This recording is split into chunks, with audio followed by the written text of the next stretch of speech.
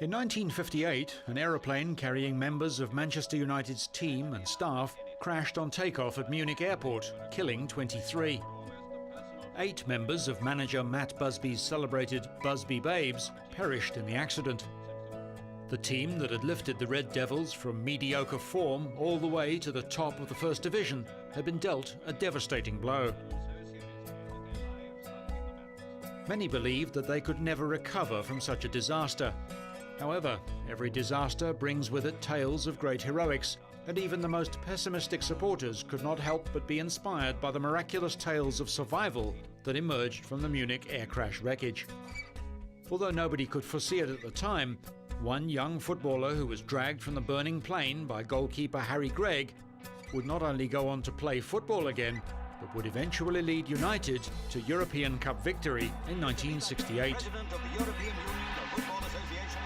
He would also play a pivotal role in winning England its first and so far only World Cup. Then teenaged Bobby Charlton escaped the disaster with minor injuries and scant recollection of what actually happened before the crash. But even today, he finds it hard to come to grips with the fact that he was chosen to survive such an horrific event, while so many others perished. I don't understand why I was okay, you know. And they were killed. I never come to grips with it. I see quite a few of the relatives, you know, from time to time, and I do feel a little bit guilty. I mean, I can't help it, unfortunately, but it was an unbelievable tragedy, and I hope it never happens again. In one fell swoop, the thriving club that had just won its way through to the semi-finals of the European Cup was torn apart.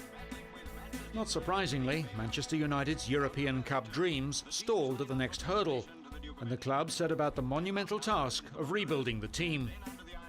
If there was a man Busby could rely on in his club's hour of need, it was Charlton. In fact, it wasn't long before he was drafted into the England team, where he set about forging a reputation as one of his country's greats. In a storied career that spanned 3 decades, Charlton's crowning moment came in 1966, when England hosted the World Cup. Charlton had been a key player in England's qualifying matches, but was well checked by West Germans Fritz Beckenbauer in the final. It wasn't enough to stop the hosts, however, who went on to win 4-2 in one of the most thrilling finals in World Cup history. 2 years later, Charlton was given another opportunity to celebrate another record-breaking win in English football history.